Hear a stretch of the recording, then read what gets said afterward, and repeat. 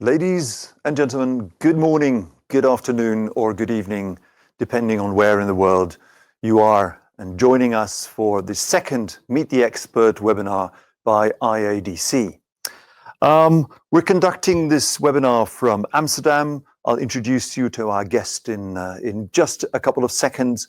He's joining us remotely as well, for obvious reasons. We will have more webinars in due course from IADC, just like the one you're assisting in now. Go to the IADC website to find out information about those. Dates have not been definitively planned yet. Like our previous webinar, we're going to zoom in on rather a technical topic today, although it's not dredging technology, it is technical in the sense of financial risk. How do you manage the financial risk of large-scale dredging projects? And I'm really happy that we're joined today by our expert in this field, which is Yves Bosteels of Jan de Nul from Belgium. Good morning, Yves. Good morning, Mike. Thanks for having me. Great. It's lovely to be together, even though virtually. Yeah, from Belgium to Amsterdam, unfortunately, even that is problematic. You would have done 15 days of quarantine for 1 hour of seminar. We didn't think that that was fair. So there you are.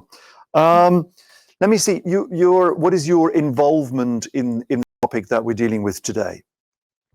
Well, first and foremost, I'm just an engineer, so I'm not trained in finance, but I come across it, of course, during my time as a project manager, and you see that it has a rather severe impact on your bottom line. So yep. That's why I dove in the matter.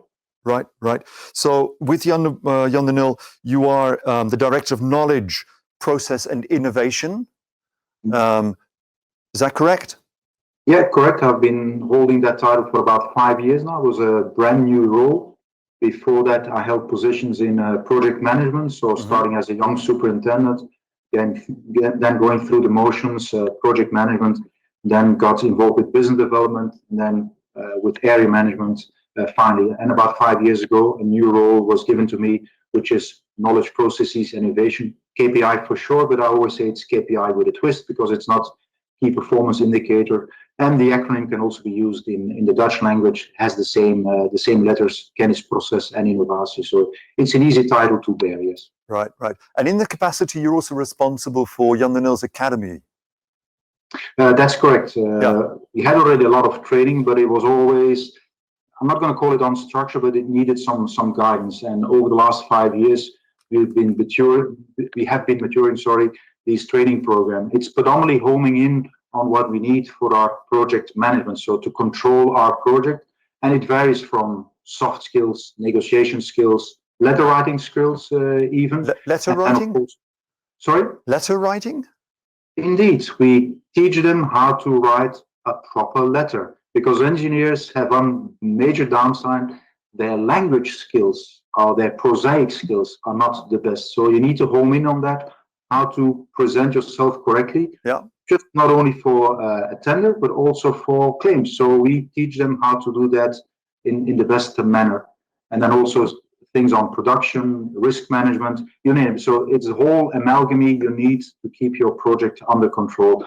And we've tailored that to the career of our engineers, but not just the engineers. It's a variety. In total, we have now 500 course titles in our library of courses. 500? Yes, indeed, sir. 500 courses. One of which is letter writing. One of them is a short one on letter writing, but an interesting one. Okay, yeah, very. I hadn't expected that for such a technical company, but I see the point. Yeah, great. Okay, ladies and gentlemen, to complete the introductions, my name is Mike van der Vijver. I am a moderator, and I've been working with IADC for some time now in various events, initially live and now more online. Let me remind you that you can ask questions throughout today's webinar. You will see a couple of boxes on your screen. On the bottom right-hand corner, you will see the box where you can type in your questions, and we will go to some poll questions later on, which are on the top right corner of your screen. Pretty self-evident, I think. What are some of the biggest projects that you've been involved in, Yves? Well, it's predominantly located in Australia, all concerning the mining industry. So it was predominantly located in Western Australia, So that has been the main focus of the larger infrastructure project that I was responsible for. Right, right. We're going to zoom in on one of those cases in the course of the interview later on. Before we do that, though, ladies and gentlemen, I'd like to conduct you to our first poll. And the first poll is a rather generic question, just to find out whether you've had any previous experience with the management of financial risks in projects. So zooming in on one of the risks, which is currency risks, our first poll question is, have you ever had to deal with currency fluctuations when managing dredging projects? I'm going to start the poll now, so you can answer this simple yes and no question. And as the results come in, I will at some point end the poll, wait a bit so that all of you have an opportunity to answer it. Yves, we're going to do two major types of risks, right? Currency is one. Which one is the other? The other one is going to be fuel. A large component in executing a dredging project will be the fuel you expense. And that's being traded in another currency, which is the US dollar. So there's already a risk there, not only currency, but it has its own price. It's a commodity. It's being traded. It's being bet against. So we'll home in on fuel as well later on in the course. Right. Great. Thank you. So I'm going to end the poll now and show you the results, which is display results here on my screen. And we can see that roughly it is actually quite evenly distributed. So roughly about 50-50, Yves, of the participants have had to deal with currency fluctuations already. So that's a good starting point for us to know about. The obvious first question with regard to the currency fluctuations is, why is this such a big risk and why is it so important? Well, it's important because you will calculate your project in your home currency. For us, the European contractors, we calculate all our prices in euro. It includes your salaries, it includes your depreciation of your assets, but then you have local commodities. You need to buy, if you go to Australia, you're of course buying a service like labor, you're buying craneage, you're buying storage facilities, and that's going to be traded in the local currency. So you are at risk when you start mixing up different currencies, and it can be wild. You have the US dollar, you have the Australian dollar for Australian project, you might have crews being paid in other currencies, so it can be very varied. And if you, as an engineer, just home in on your calculation and you say, I've got the best calculation ever, later on we'll show you examples how havoc can be played on your bottom line by not taking care of that currency risk. So whenever you start trading in another currency, you are by default at risk. Right. And you already mentioned that the big project that we're going to use as a case today is one that took place in Australia. In fact, I think that we can see the results of the project behind you. Is that right? Correct. If I show you, This is the runway, the third, or the parallel runway, not the third, but the second runway in Brisbane. And yes, that's indeed my special one, my favorite project, which I like to use as an example to showcase these risks. Right. And we have a video on that project, which I'd like our friends from the Direction Chamber to start now the video on Brisbane Airport and the dredging work and the reclamation project that was carried out there. Video, please. It's not very often that an airport adds another runway. What you see now is a parallel runway doubling the capacity for the coming 40 years. That is long-term thinking. There was no rule book for this. There was no guidelines or anything. We had to make this one up. This runway has put a foundation under the continued growth of Queensland. The new runway at Brisbane Airport is going to be a game changer for Southeast Queensland, for Brisbane as a city. This new runway will connect the world and will create a future for Brisbane Airport as well as the state.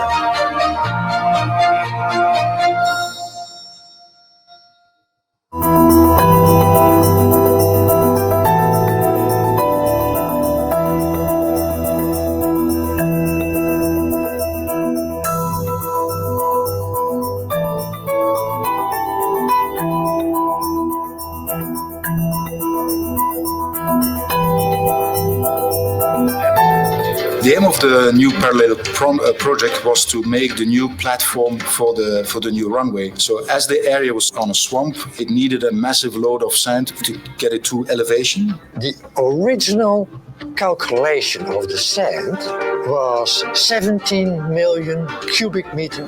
That is 1 meter sand.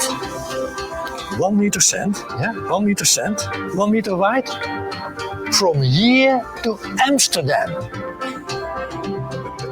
Can you imagine? You've got to find sand that's 250 microns. Now, 250 microns is 0.25 of a millimetre. So it's about like a human hair. And of course, we had to only find 12 million cubic metres of it and make sure it wasn't an area where there was seagrass, recreational fishing, commercial fishing, that it wasn't a turtle habitat, there wasn't dugongs, there wasn't migratory whales. Having found that, then we had to work out that a dredge could actually get into a shipping channel, get it to the port of Brisbane, and then just pump it 5 kilometres to the airport. That distance normally people would reclaim for beach replenishment or for a small reclamation. You pump out over, let's say, 2-3 kilometres, but pumping out over 8 kilometres, that's something you don't do. Even we don't do that every single day of the week. This is a piece of infrastructure under extremely tight control because aircraft will be landing on this very soon. So you need to get stuff right.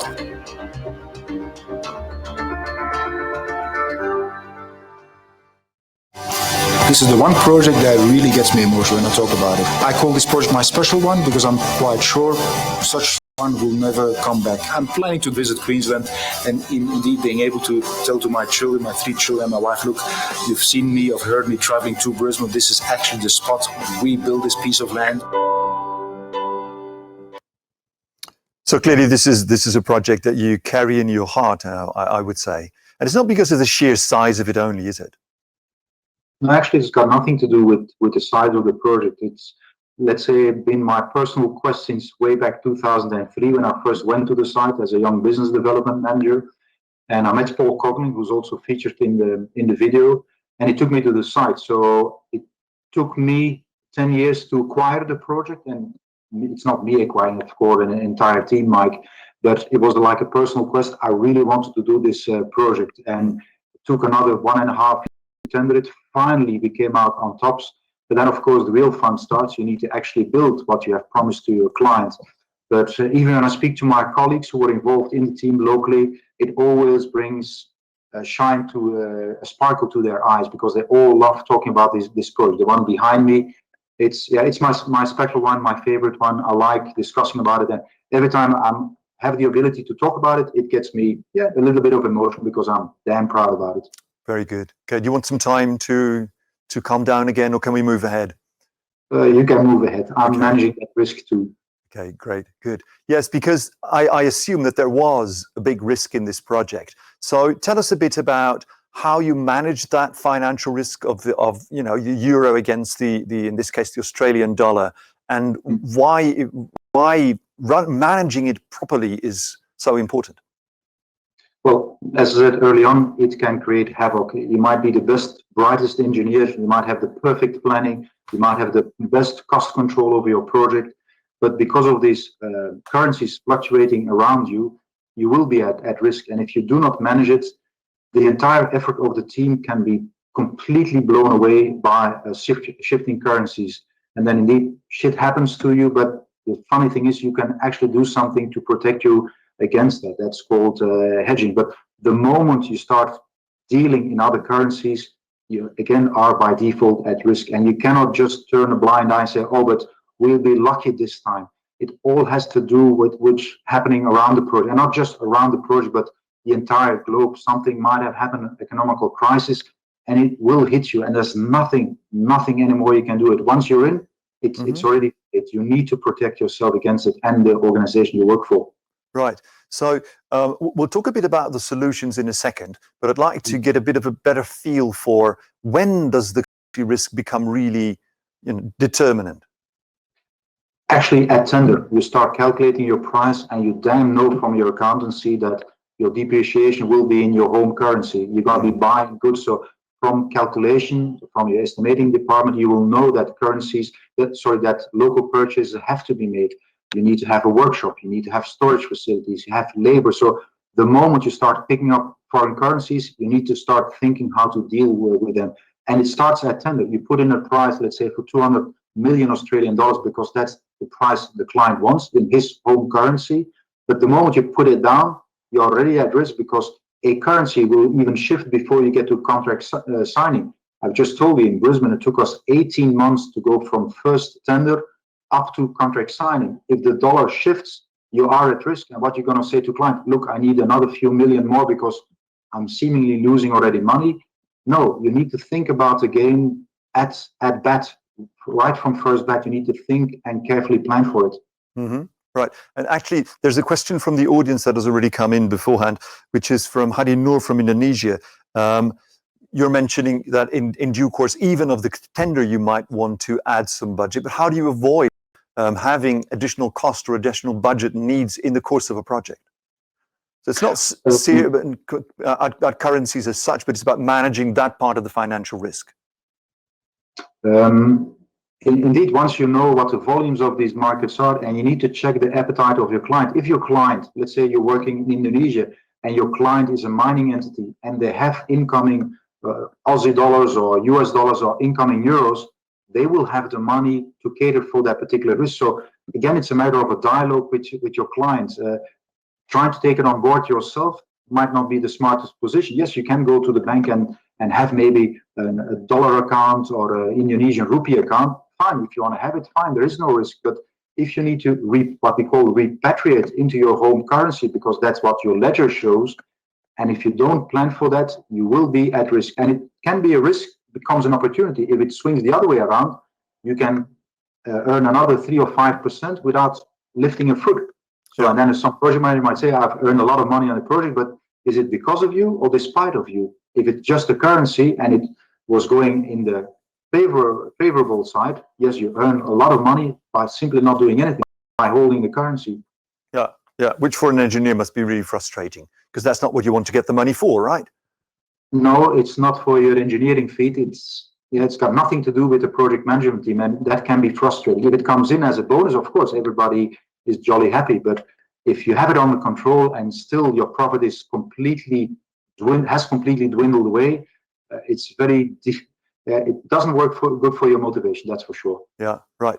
So we have a second poll at this point, because we would like to figure out a bit what risk perception do our participants have with regard to some currencies. And obviously, the most obvious currency is the US dollar. So let's look into, and here is the poll. What is the currency fluctuation of the US dollar against the euro as we've seen it in the past 5 years? So we've got 3 possible answers. Is it between 5 and 10%? Is it between 10 and 20%? Or is it between 20 and 30%?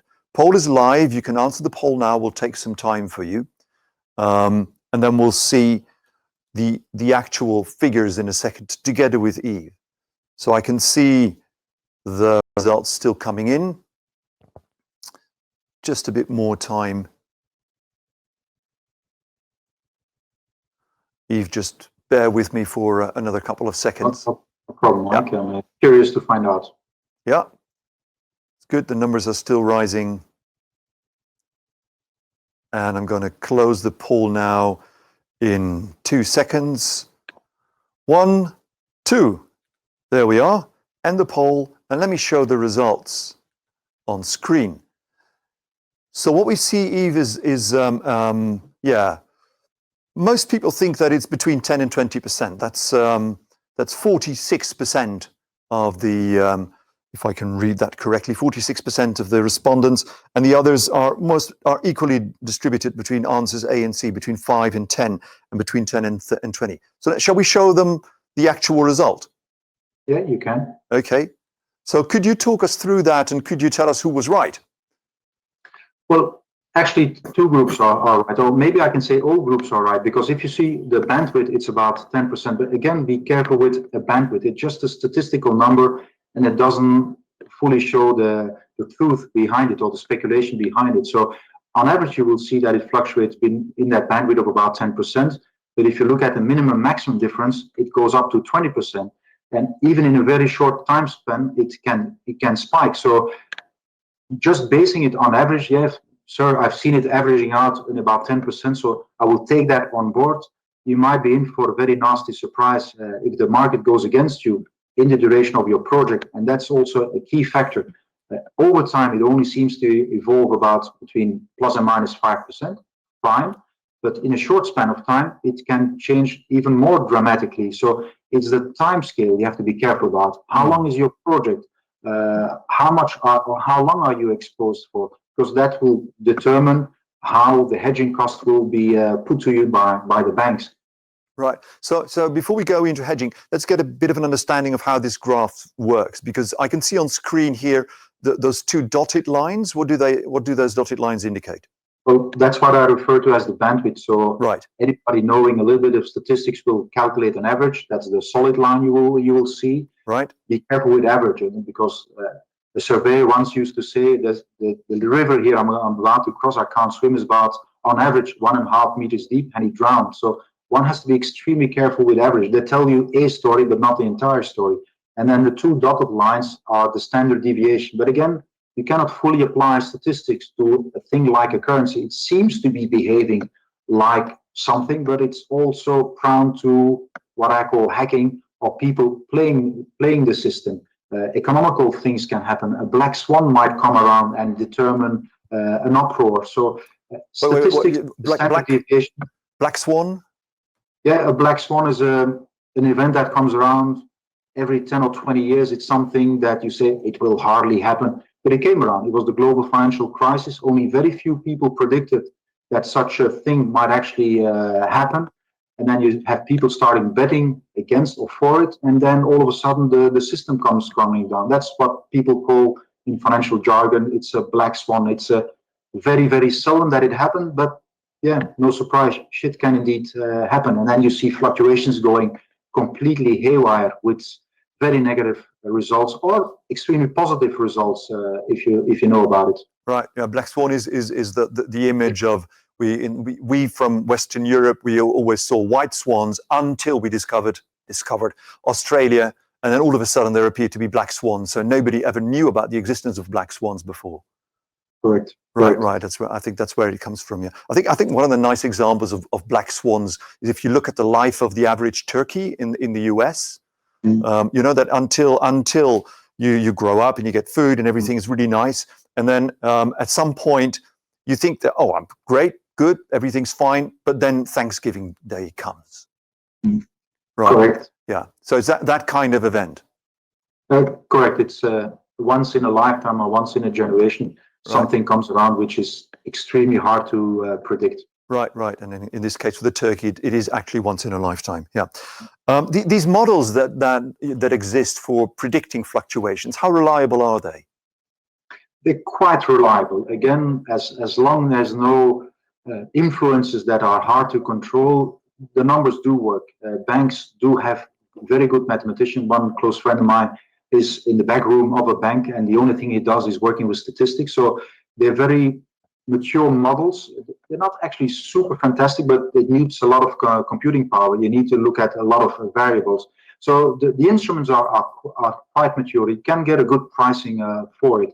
It depends on the variability of a currency that has been seen historically. Fine, that gives you that bandwidth, but hence come in other factors. But any commodity, if it's fuel, a currency, if it's soybeans, coffee, cacao, anything that has a monetary value, there will be what they call derivatives, formulas to protect yourselves against swings in the pricing. If you're a farmer and you want to protect your income, you can actually trade on the soybean price to make sure that the income next year will be as stable as you can get it. Whatever happens to the price of soybean, you can actually protect yourself against it. So a variety of commodities. Look in the financial newspaper, you will be surprised how many instruments there are, and there are combinations of combinations. So it's very convoluted, which also brings in a risk, because if you know the system, it can be tweaked. You need to bet heavily. So the hedging is a fine instrument, but if it gets abused by people with wrong perceptions, it can create havoc even on a market. Right. Look at the Thai baht crisis in 1994 and look at the pound sterling in 1992. Right. So it's nice because you brought a number of examples for us of other currencies and their fluctuations. So let's talk us through that. I've already put on the slide here with the fluctuations of the euro against the Singaporean dollar. So how does that, in that case, how does it work? Of course, a lot of dredging work to be done in and near Singapore, relevant currency. Yeah, correct. If you look at the variation from, let's say, the bottom line to the top bottom line, that's a variation of only 5%. So it varies not all that much over that length of time. But if you zoom in on what I have encircled, it's a very similar fluctuation if you compare it to the US dollar. Why is that? Because the Singapore government likes to mimic their currency to the US dollar. It's called, in financial jargon, it's called a peg. So they're trying to mimic, and they will try everything they can within their powers by buying US dollars or selling US dollars to influence that a little bit. So they try to mimic the economy, not just the economy, but predominantly the currency. Mm-hmm. And it's called a peg. In my younger years, the Belgian franc, which has now been replaced by the euro in all European countries, but the Belgian franc used to be pegged against the German mark, the Deutsche mark. Why was that? Germany was then and still is the economical engine of Europe. Mm-hmm. So we tried to peg, we tried to follow the German mark. If you cannot hold that position, then a thing like a devaluation happened. And there's a slide later on in the deck that will show you what the devaluation can do to a currency. Right. So what you're saying is, if you look at it in a very summarized way, central banks are influencing your bottom line. Yes, they are, but they are also reacting to an economy. They are predicting what the economic future of a country will be, and they're trying, that's what I call a monetary and fiscal policy, they try to influence, and they try to keep inflation at around 2%, and they will intervene. But it becomes really, really dramatic if, like in 1992, when people start betting against pound sterling. A gentleman by the name of George Soros knew that the National Bank of England had a difficulty pegging itself against the euro, and he started betting against that, and he did that successfully. Some people love him for it because he was a rogue trader, let's say, but other people still hate him for what he has done because he made the pound sterling capsize, and he earned himself a whopping £1 billion sterling in a single day because he knew how to play the market. He had the guts to do it, but most importantly, had a lot of money to try and wage all in. That's what he did. Right. Okay. Well, George Soros is being held responsible for many more things these days, but this is one which has actually been proven to have depended on him. Let's move on to another currency. We have here a nice graph of the fluctuations of the Philippine peso against the euro, which looks totally different from the Singaporean one. Indeed, totally different. When I used to live there way back in the early 90s, also that currency was, let's say, trading or pegged against the US dollar, so they will mimic what happens. But once a currency is free floating, meaning the market can determine what the price is, anything can happen. Here again, you see that the fluctuation is about 17% between the bottom dotted line and the top dotted line. But you see the minimum, which is 46 peso to the euro, compared to the top 66 pesos, which is the lowest point. It's the highest point, but actually lowest of the Philippine peso. Sorry, did you say 77.0? Sorry, 46 was the bottom line of the graph, and then 66 is the bottom part of the graph. Right. So you see that fluctuation is a lot more than the 17%, which is that generic band which we have shown. Okay. Again, one has to be careful because there has been a period where it shot up from 52 to 60, which is a whopping, a 20% difference in a very short period of time. So don't be fooled by an historical graph because a lot of things can happen on a very, very short time. Philippine peso was also hampered very heavily in 1997 because of the onslaught on the Thai baht, which has a consequence a couple of months later on the Philippine peso. I remember that very vividly because I was living in the country, and I've seen with my own eyes what it does to the local people, because all of a sudden the price of fuel starts spiking and becomes 20% more expensive. Right. Okay. We've got a whole series of these, and each of them has a small lesson in it. So the next one, which we'd like to focus is on the exchange rates of the euro against the Malaysian ringgit. Correct. If you see, let's say, past 2015, very stable currency, it fluctuates, let's say, nicely between that upper and lower bandwidth, fine. But if you look at the early part of the graph, it shot up by 30% in 4 months' time. And look, it's shooting up, meaning it's devaluating, because you have to look at that into the reverse. So Yeah. it can again have very short-term impact. And if you price your project, let's say on the bottom part of the graph, and all of a sudden 3 months later you put in your tender or you sign the contract, your bottom line has already completely changed. If you have not catered for it, you are at a massive loss, and you're exposed, as I said. Right. So that's the risk. Here we have the euro against the Egyptian pound.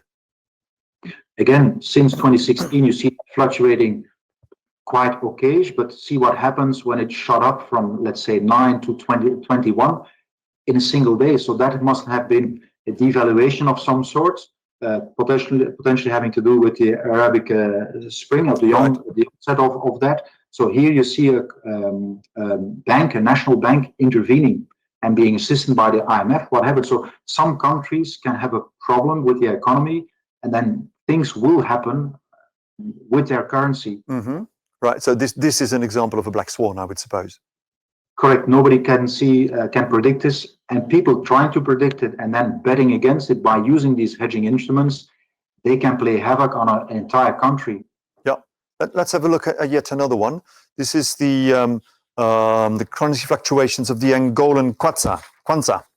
Yeah, correct. And here you see that statistics can hardly be applied because the country is, of course, a small economy, and of course, the smaller an economy is, the harder it can be battered by something happening on the global scene. Fuel price fluctuations, anything can happen. Might be a local conflict. All of a sudden, bankers do not trust, investments back out, and then all of a sudden the currency start collapsing. So there's a bit of a stability coming in the last part of the graph. Mm-hmm. But does that mean it will come back down, or is the next upturn coming? I lost my crystal ball a couple of weeks ago, so I cannot predict the future anymore that well. So people will say, yeah, but it will be better now. Is it?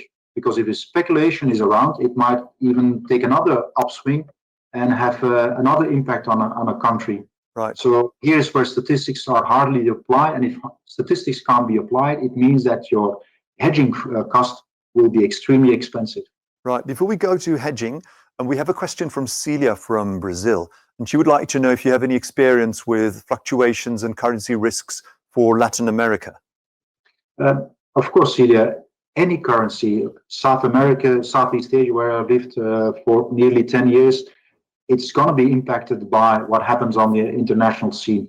One president of the United States, a smart one, Bill Clinton, used to say, it's the economy, stupid. And he said that with a lot of respect. It's what happens around. Even an American president, he can influence policy. Of course he can. But there are things happening around him that he cannot even control. He can do his stinking best trying to curtail the impact of a certain event happening. Together with his national bank, he has no rule to govern the national bank of the states. Just like in Europe, politicians can weigh, but they cannot influence all that much. So yes, South America, no country can say I'm completely neutral to it. Even the US dollar, even the euro, the strong currency, they will suffer at times because of a conflict, because of economical forecasts that are not okay. Sometimes the forecasts are not good, but still it will have an impact on the international scene. And national banks can try and do what they can, but sometimes it stays without effect. Mario Draghi had the most strongest effect when he protected the euro by just saying, we'll do everything we can to protect the euro. And by just saying those words, he protected the euro because people saw that the Europeans were going to protect their currency at any cost. And by just that one speech, the whole speculation fell away. Right. Okay. So clearly, there is the currency fluctuation. The currency fluctuation leads to a certain level of risk in any international dredging project that you do, unless you do it in your own currency. Is that a fair thing to say?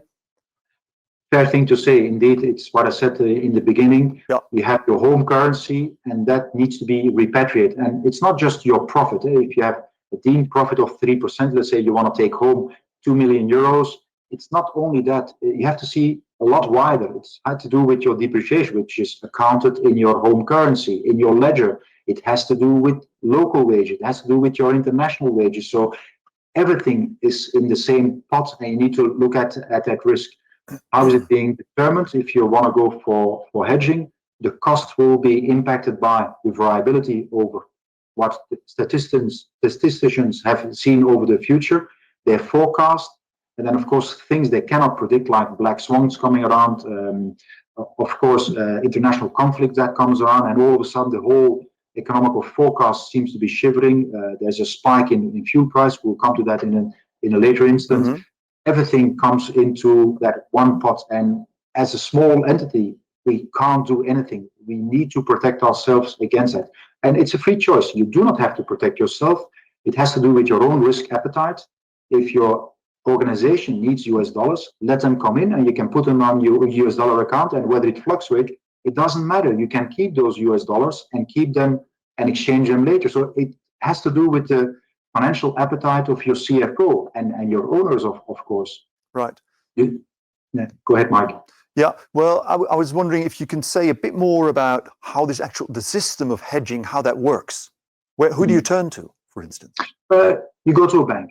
Most mature banks, they will have instruments. They have their back office and they can compute.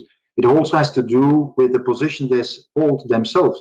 If they have a craving for US dollars because they think the US dollar will shoot up, they will say, yeah, fine, I'm taking those US dollars, and the hedging cost with them will be all of a sudden quite a bit lower than with other banks. So it depends on their own appetite, because they will insure themselves against fluctuations by going to another insurance agent. So it's a whole system developed around currency trading. Right. In our office at Jan Nu, we have two, we call them the treasurers, and they will look at the incomes of all our projects. And sometimes they will say, you don't need to bet against that currency or hedge against that currency. Betting is actually the worst word. You do not to hedge, because we need those currency, because we have a loss on another project. So we need those US dollars or Australian dollars or Indian rupiah. We need them to set off other costs. So it's not just the singularity of the project you're looking into. The treasurer, he will decide, or she will decide, what's best for company. Again, based on our own forecast, because we might be needing US dollars to buy a ship elsewhere, and it's going to be priced in US dollars. So we need that to pay off, and there's no need to trade it into euro, because the next thing you will have to do is trade it again on the international market, and you'll make a double loss, because you change it from US to euro and backwards, and you lose. Yeah. So this is really, a complex topic, and you need specialists on board to be able to manage this for you.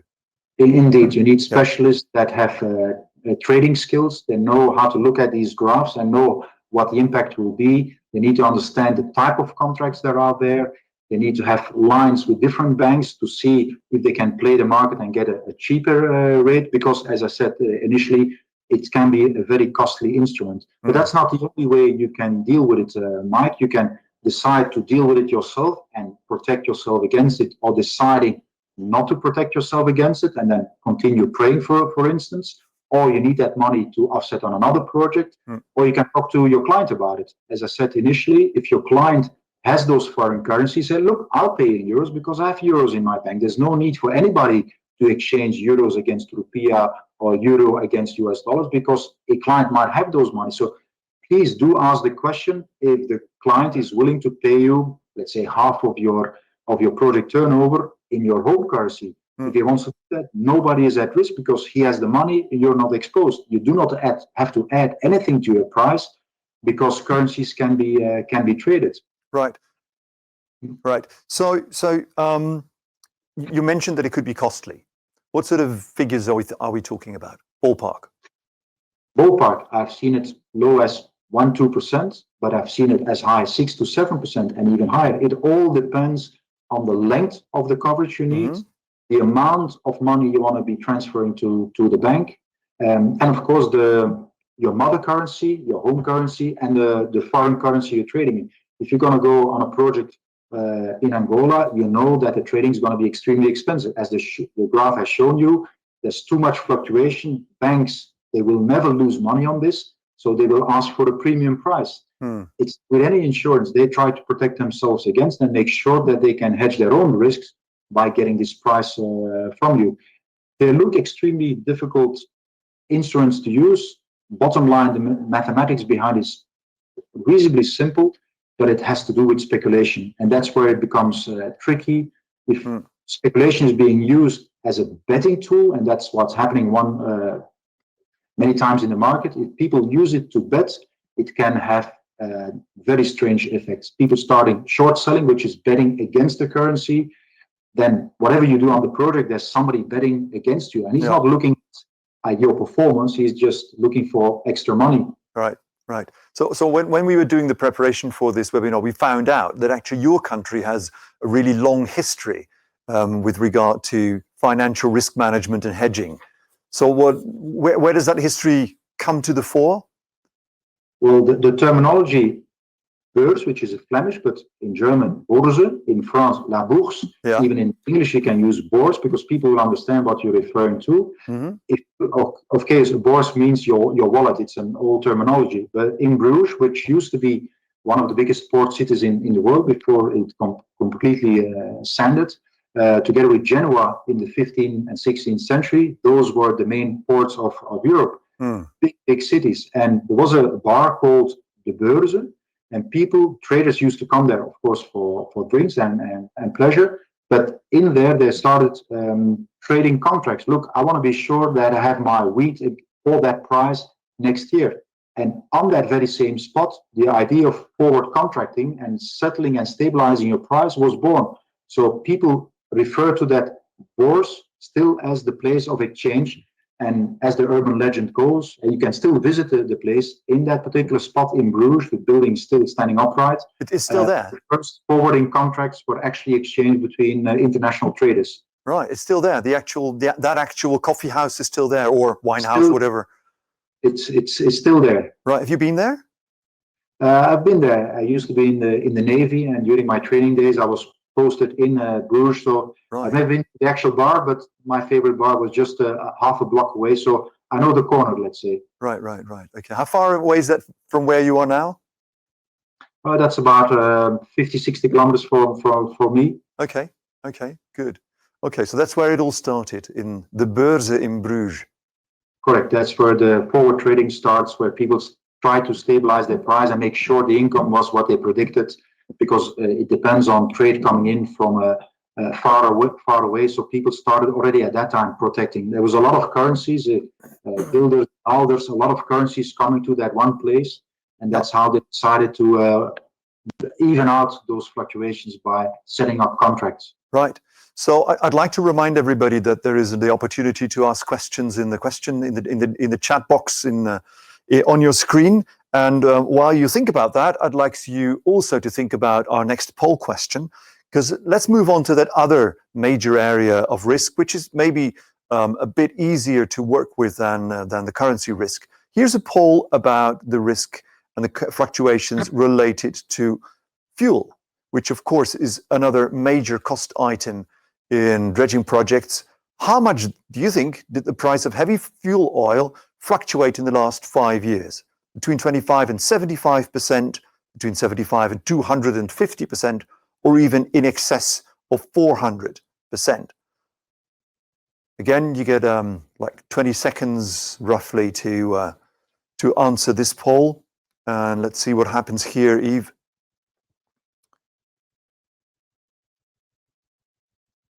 More than 400% is an option for roughly about 20% of our respondents so far. Okay, I'm going to wait just a couple more seconds because I can see that there's still some answers coming in. And I'm going to close the poll in 2 seconds now. Thank you, everybody, for answering. Yves, let me display the results here for everyone. Again, we've got about 50% of our respondents giving answer B, and 29% is answer A, and about 19% is answer C. So the majority of people say between 75 and 250%. What is the reality? Well, if you show the next slide, you will see, again, on average, and again, bad answer, it's about 27%. But if you look at the last 10 months on the graph, it was 300%. So actually, everybody is right, because it all has to do with a time scale. Of course, over 5 years, it's only that 27%. But again, look at the pits and the tops of the hills. Yeah. The dramatic change that can happen again because of people betting against it. You must know, Mike, that it has been said with certain certainty that about 25% of the fuel price we pay is actually solely speculation by people trading with that commodity. So Right. it's also the negative result of those hedging instruments. They use that to bet against this, start short selling. And because of doing that, 25% is inherently just contained in the formulas. So it's very odd. Again, it depends on your time scale. You see the last 10 months, it shot up by 300%. If you look at the bottom part of the graph or the top part of the graph, it's actually 400% hike. So again, everybody was a little bit right. But the question was, how much did it change over the 5 years? On average, it was only 27%. But again, think about that survey that said, on average, the river is only 1.5 meter deep. I can't swim, but I will be able to cross. And he drowned, because the average is not the entire truth. It's just one figure, but you need to look at the holistic picture. Right, right. Or the emperor of quotations, which is Winston Churchill, who said there are lies, there are damned lies, and there are statistics. Yeah. Something that, yes, you can hide everything with statistics. Yeah, yeah. Okay. So, what part of the cost of a common dredging project is consumed by fuel? It varies, but you can say on average it's about 10 to 20%. It depends on the type of project, the vessels you're going to be deploying, but it's fair to say it's going to be 10 to 20% of your project turnover, which is a massive component. The other massive component will be, of course, the rent of the vessel. These vessels are quite large, so they have the internal hire, which is also expressed, of course, in your home currency. But fuel, it's about 10 to 20% on average. Right. So if you make the calculation of those fluctuations and the impact of fuel on your total project cost, what is potentially the bracket of risk that you run? It can go as high as 10%. We're going to include, after the webinar, there's going to be what we call a project simulation. It's a very rough estimation about a $200 million project, and it will show you how the currency, the fuel, will play havoc on your bottom line. So you might assume that you're going to go home with about 5% profit. And at the end of the story, as you will see it in the one pager that we co-drafted with IADC, you will see that it has completely evaporated. And there was nothing, entirely nothing the project management could have done to prevent that from happening. Again, as Bill Clinton used to say, it's the economy, stupid. You can't change your fortunes if it comes to that. Yeah, yeah. This is a good moment to mention that this topic is also going to be treated in the IADC 5-day web seminar, dredging seminar, where you go much more in depth on this, which is going to be held in all likelihood later this year, barring any unforeseen circumstances. So again, Yves, what do? You've got this risk. How do you deal with it? Well, same as with your currency, there are instruments. It's a commodity just like soya beans, coffee, cacao, you name it, iron ore. And there are instruments. People will have instruments around that will help you to mitigate that risk. It's actually either you insure yourself or you transfer the risk to another party. The banks are willing to take it because they deal with currencies every single day of the week, huge volumes. And they will say, look, fine, you can insure with me. And it's just like getting any other insurance. Hopefully you don't need it, but if something happens, you are insured and it's completely taken out of the equation. I've seen projects which I'm not allowed to name, of course, where luckily we had hedged against ourselves, so we had protected ourselves against the fluctuation. Otherwise, again, the bottom line, meaning the profit you take home, would have completely evaporated. But it's the choice of your, what we call our treasurer, the man or woman looking at the currency flows within an organization, whether you need that hedging, yes or no. So you don't hear me saying you have to hedge every project. It depends on the constellation you operate in. Right. It's not a singularity of your project you need to protect.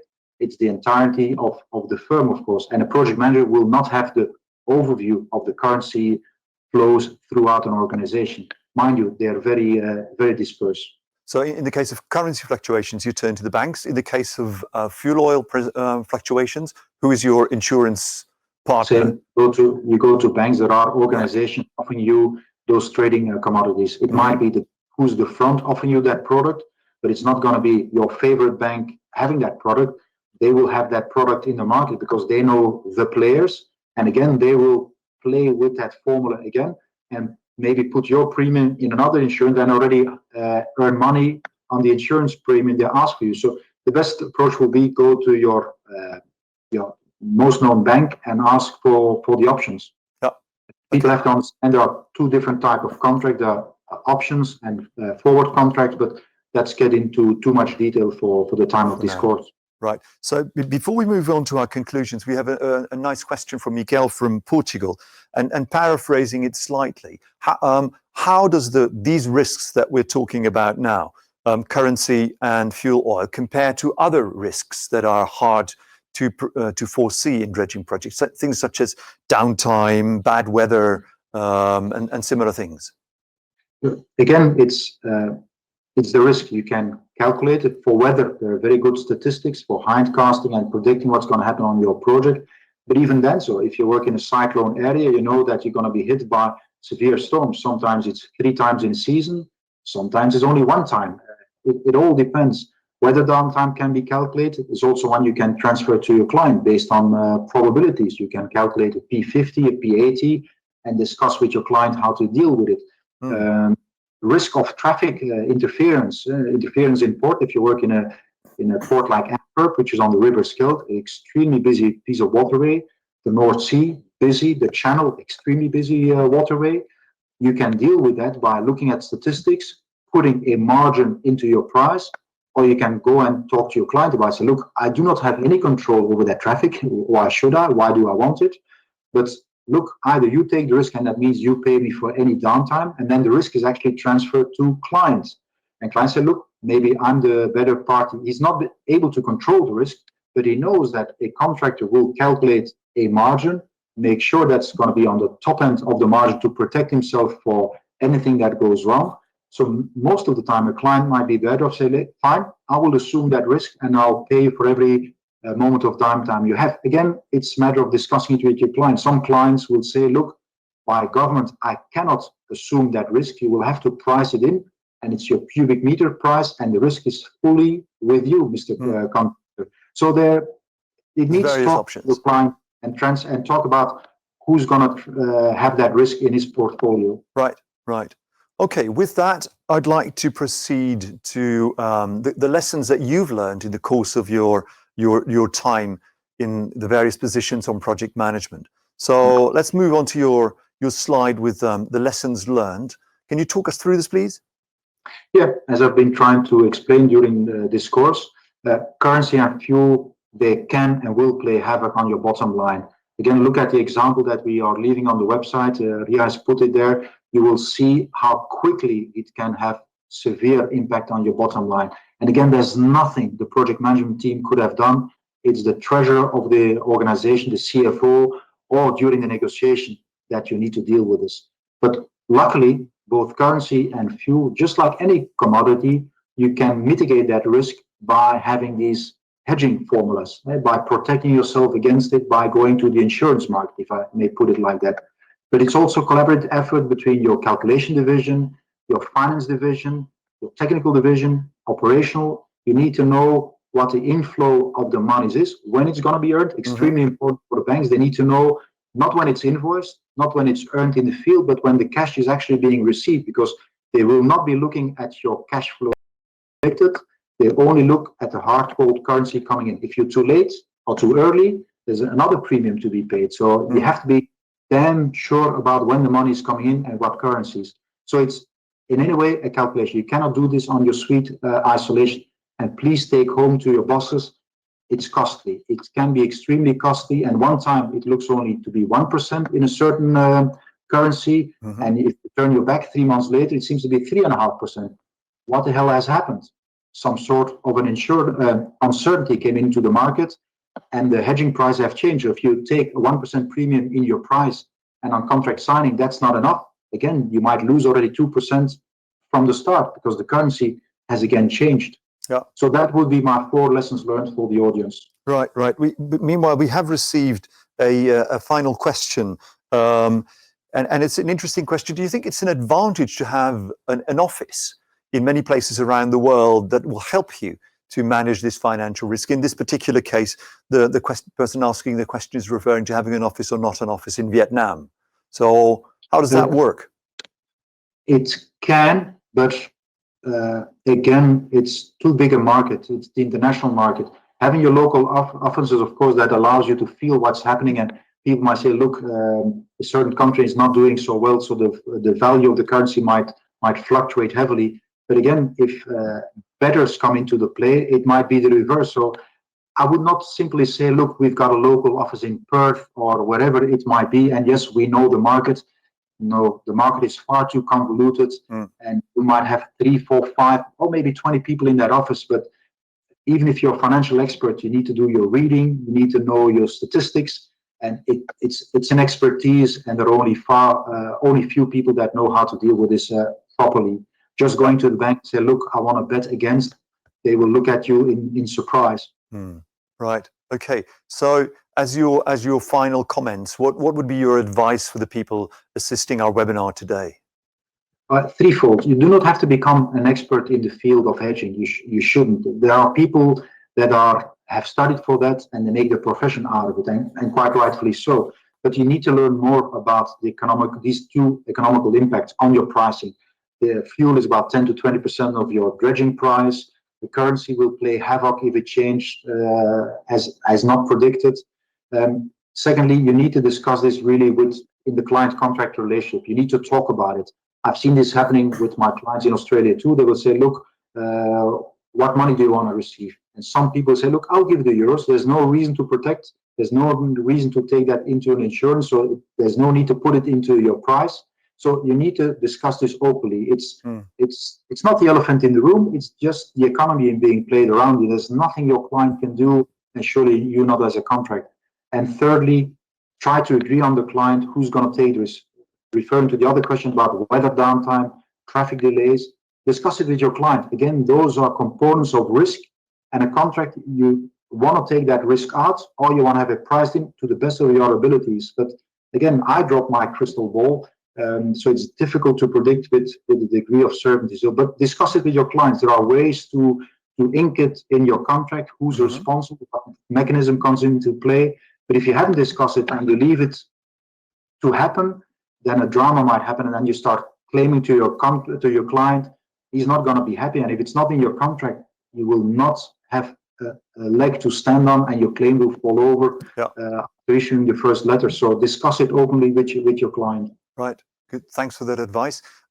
Just for our viewers, there's two little further pieces of reference that I'd like to give you, two further resources. One is there's a link to a longer version of the Brisbane Airport video in your chat, which you can have a look at, even if you don't manage to do that now. If you just type in Google, Brisbane Airport reclamation, you will find the longer version. It's in the public domain. That's one thing.